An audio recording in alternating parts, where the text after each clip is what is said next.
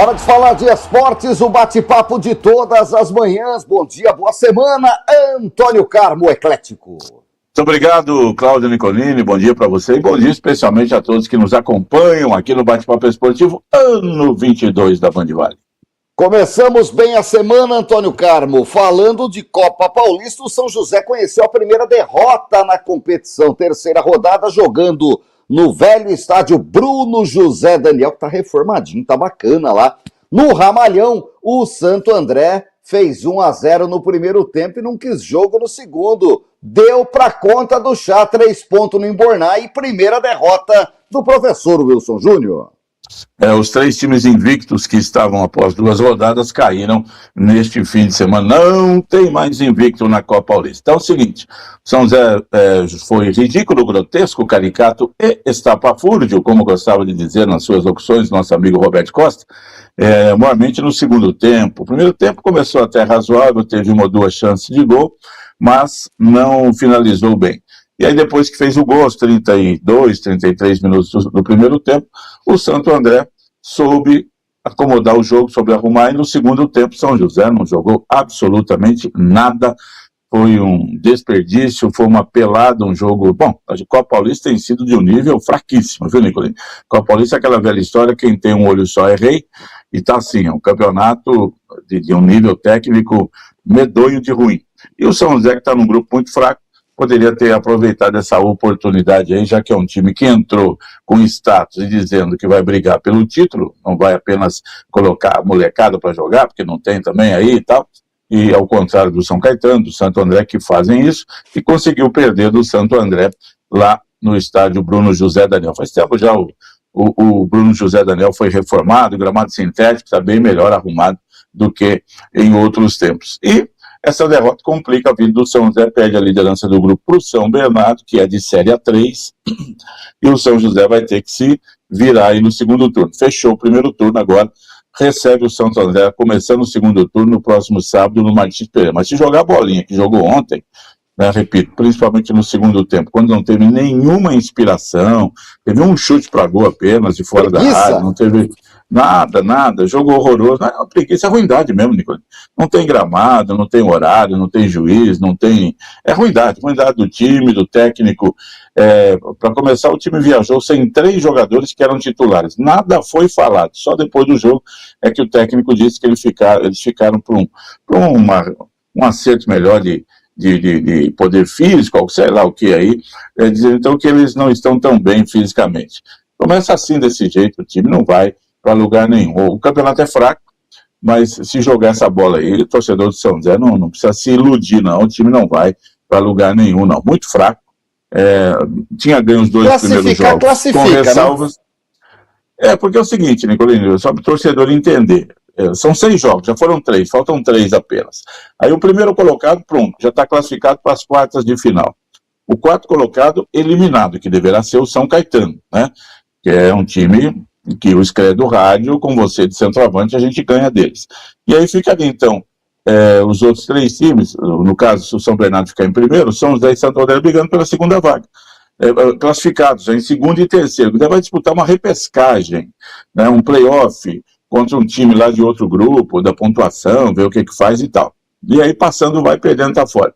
Então a classificação nesse grupo aí, mesmo que não seja em primeiro lugar direto, que seja para disputar os play-offs, ou play-ins, ou repescagem, que você entender, dá para classificar, porque tem o São Caetano aí, que não assusta ninguém, tomou de 4-1 do São Bernardo, sábado, jogando lá naquele seu pseudo gramado do Anacleto Campanella. O Anacleto Campanella foi interditado dia 21 e liberado dia 23, inclusive. Os caras passaram, deram uma caiação lá, jogaram um cal, passaram uma tinta no meio campo, foi liberado. Não, tá a mesma desgraça. Aliás, teve vídeo rolando na internet justamente mostrando o estado do gramado, que não tem condição de disputa de futebol profissional, Antônio Carlos. Ficou interditado 2 dias, foi feito nada e a federação liberou. Costumo dizer aqui, posso estar equivocado, Nicolino, que a federação faz do rei lá por obrigação. O dono do São Caetano, o Jorge Machado, é um empresário, que foi empresário do Filipão, do Rivaldo, que já esteve envolvido aí com a seleção brasileira. Ele é o dono do São Caetano. Ele tem conhecimento não só em São Paulo, no Brasil e no mundo. E alguma coisa rolou para que o estado fosse liberado só uma enganação, não foi feito nada, foi uma enganada ali e ele foi liberado. A federação interditou também o estádio do Marília, por mesmas condições, péssimo estado do gramado, né, na segunda passada. Não sei se já foi liberado também ou não, o Marília não jogou lá nesse fim de semana. Então, eu digo que a federação faz a Copa Paulista, Nicolino, meio que por obrigação, para os clubes se movimentar, mas não venha querer as coisas aqui, não. Vocês estão querendo demais, vai jogar a Copa Paulista aí. E aí tem essa situação toda, jogo segunda-feira, 15h, estádio gramado sem a menor condição, árbitros fracos atuando, e times ruins também. O São José está nessa linha de time ruim, viu, Nicolino? Por enquanto, podemos definir assim. Pode melhorar? Pode. Tem 3 jogos para fechar essa primeira fase, vai ter que melhorar. Porque jogar a bola que ele jogou no segundo tempo ontem, ela esquece, é melhor nem se classificar, porque não vai adiante. Tá aí, o São José volta a campo no próximo final de semana, recebendo no Martins Pereira esse Santo André, que foi o algoz desse final de semana, e precisa, é claro, de uma vitória para deixar tudo tranquilo e mostrar que foi apenas um tropeço e que daí para frente continua voando em céu azul, como vinha de 2 vitórias, certo, Antônio Carmo? Foram 2 vitórias, a primeira sem condição de análise, porque foi feita lá no pseudocampo, né, lá em São Caetano, e a segunda em casa, num razoável primeiro tempo, no mau segundo tempo, em que ele ganhou o jogo aos 41 do segundo tempo, um jogo que o empate seria o resultado mais justo. E o São José não tá assim, não, Nicolas. E o jogo de ontem eu acho que mostrou essas deficiências grandes, mudanças de jogadores, time com 4, 5 alterações desde o começo e não rendendo. É isso, meu querido Antônio Carmo, a Copa Paulista segue.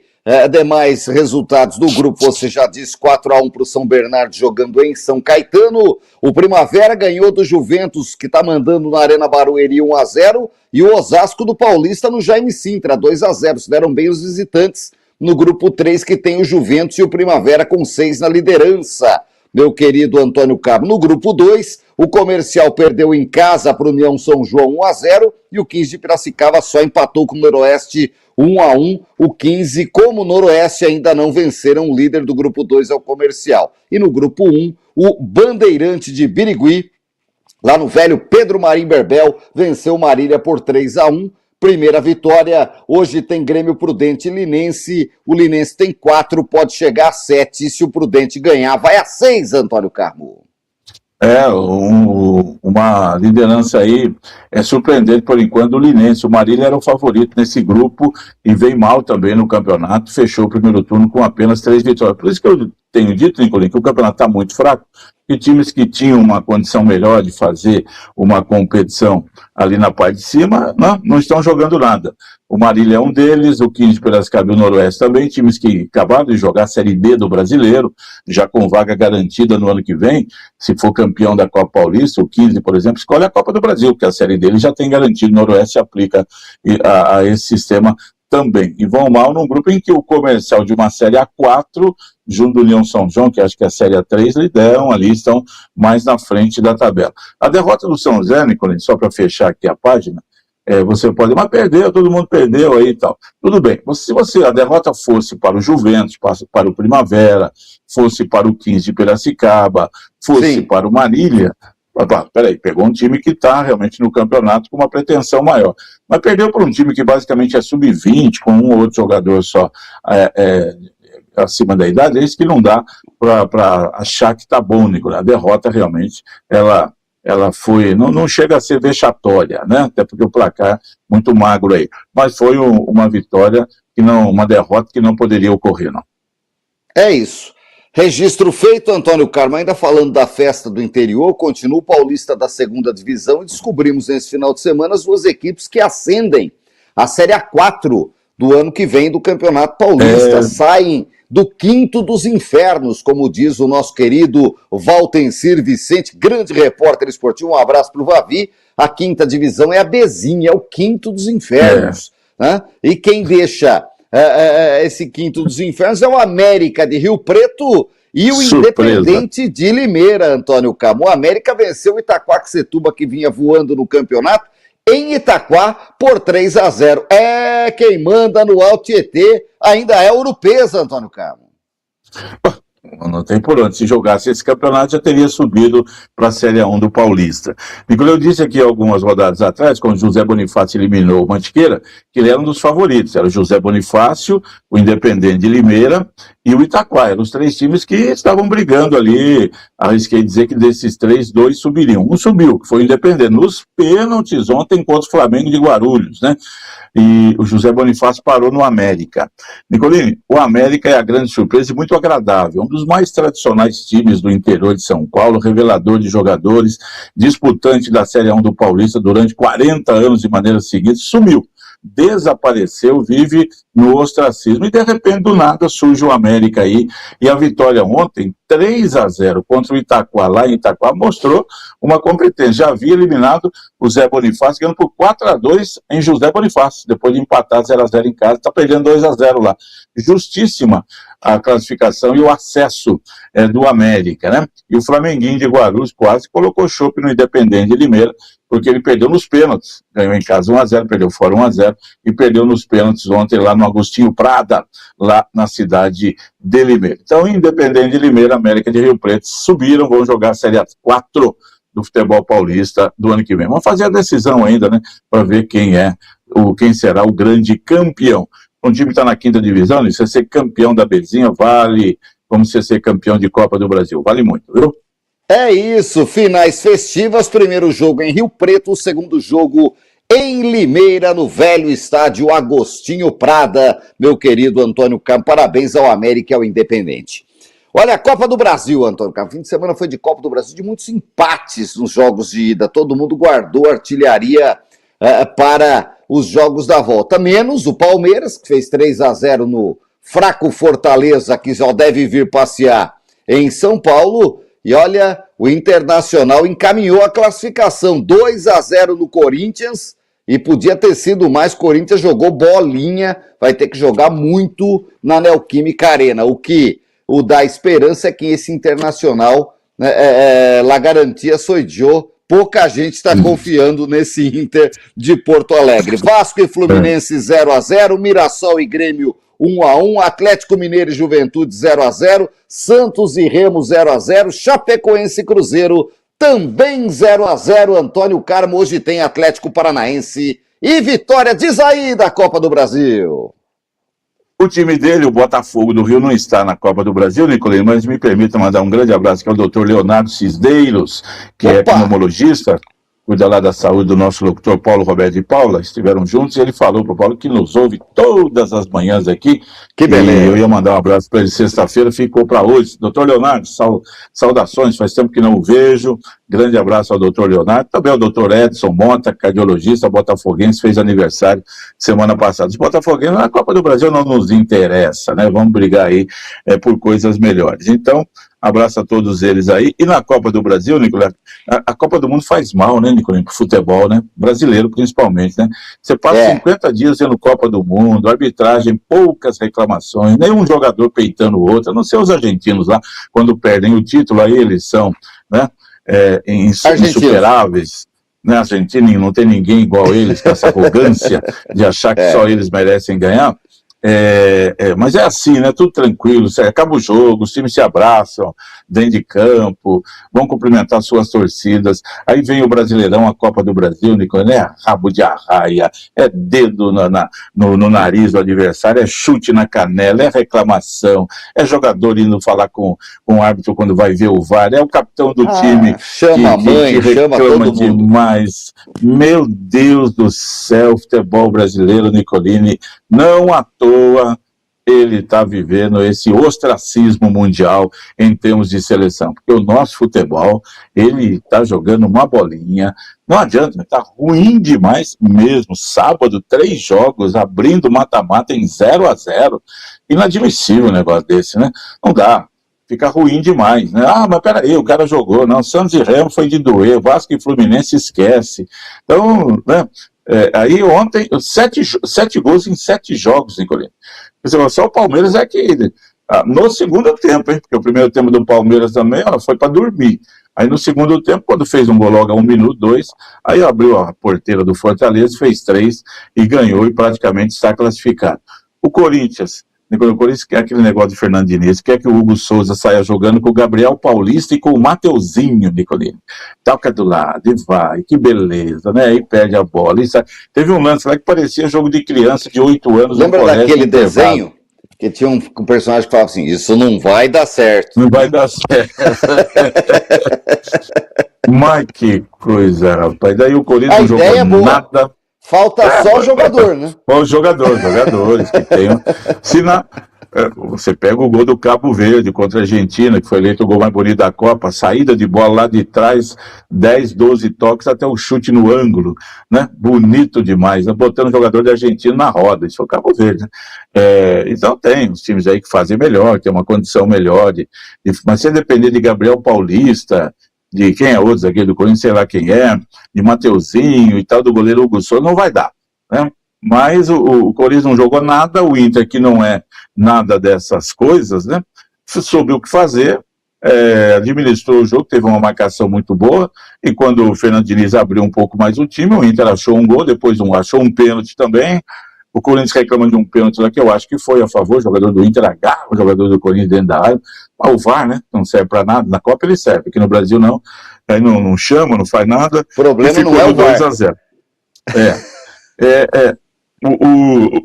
O caso aí do Corinthians não estar eliminado é isso que você falou, Nico, é que o Inter não é assim uma Brastemp, né? Não é assim aquele que vai resolver. Já está garantido. Ganhamos 2-0 aqui. Não perdemos 2-0 de jeito nenhum. Pode perder, sim. E o Corinthians, com a sua torcida, que obviamente vai, né? Apesar da ruindade do time, do campeonato, do futebol, vai lá apoiar. É o que temos para o momento. E vai dar um sufoco no Internacional. O Corinthians não está morto, não. Pode ele tirar o Inter, ganhando por 2-0 pelo menos, levando para os pênaltis. Isso, não acho essa perna aí das oitavas resolvida a favor do Inter, né?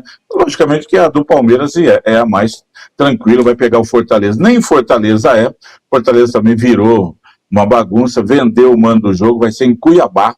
Aliás, isso não deveria ser permitido pela CBF, né? O jogo vai ser em Cuiabá.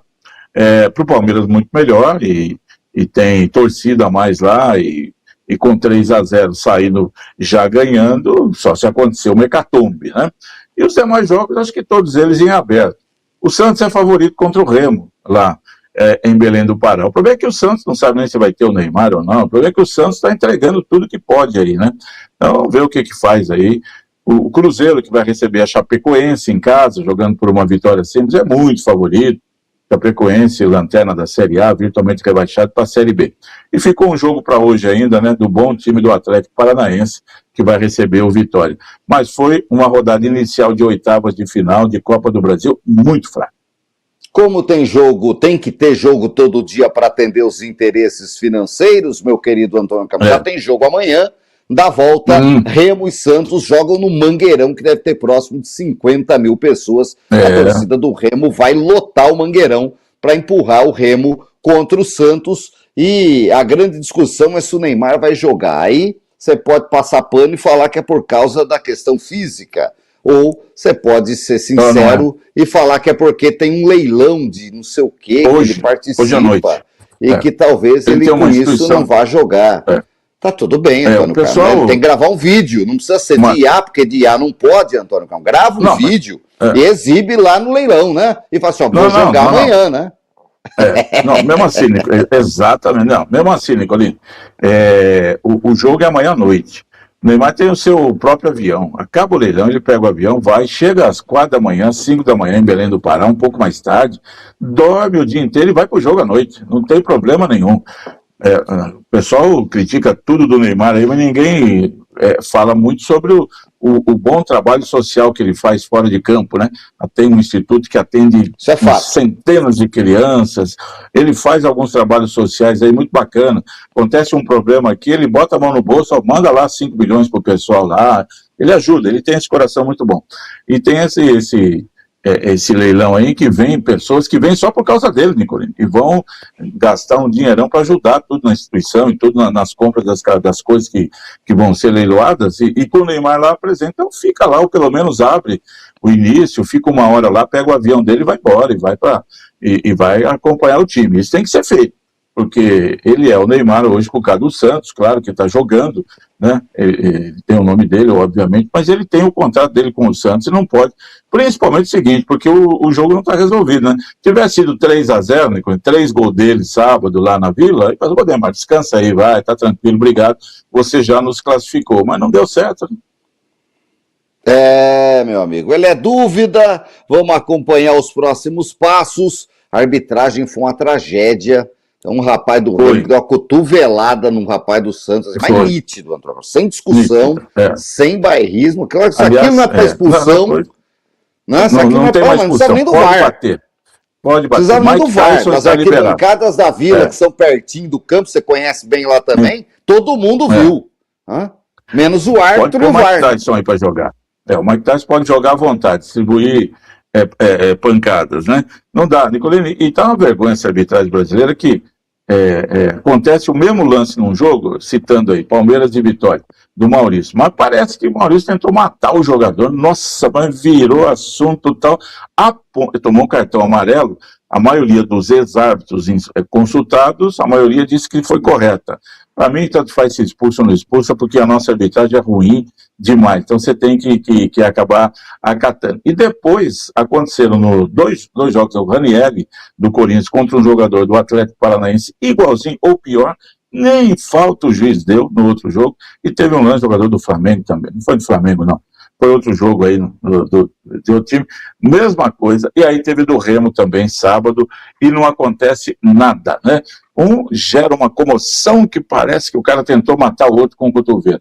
O outro, não foi nada, não, escapou o braço dele só e tal. Tudo mesmo lance, tudo igual, e critérios absolutamente diferentes atuados pela arbitragem. E aí vem esse TJD aí e vai denunciou o Maurício do Palmeiras, que nem expulso foi, tomou cartão amarelo, pode ser suspenso, porque eles entendem que o árbitro errou. Então suspende o árbitro primeiro, né? E já pitou ontem, na rodada de ontem também. Uma vergonha, Nicolini, esse TJD aí, querendo aparecer muito mais do que o futebol. Elogiei aqui a rapidez. Tem um problema, uma expulsão, julga logo, ok. Agora vai querer inserir no contexto um jogador que não foi punido no jogo, que não teve nada, não foi algo assim que todo mundo viu e passou. Não, ridículo mesmo. Isso está acabando com o que pouco resta do nosso futebol. Então vamos embora, falando do vôlei. Polônia, tricampeã da Liga das Nações masculina, ganhou dos Estados Unidos. O Brasil nem para as finais foi, tá bom, Antônio Carlos? Para fechar. Tá bom. Polônia que tem o Leon lá, um garoto cubano de 18, 19 anos, um dos 3 maiores jogadores da atualidade do vôlei mundial. Estados Unidos sempre chegando, o Brasil vergonhosamente sumiu, acabou o vôlei masculino do Brasil, porque nas suas categorias de base ele não tem mais, vai ter que começar do zero. E a Polônia não, fazendo um ótimo trabalho, já há um bom tempo, ganhando muito. A Polônia que tem lá no seu país o vôlei como uma atração e um esporte que o pessoal adora mesmo. Ótima semana, Antônio Campos. Até amanhã. Muito obrigado, Claudio Nicolini, para você, para os amigos todos que nos honram com a audiência no Bate-Papo Esportivo. Ótima semana, hein, gente? Até mais.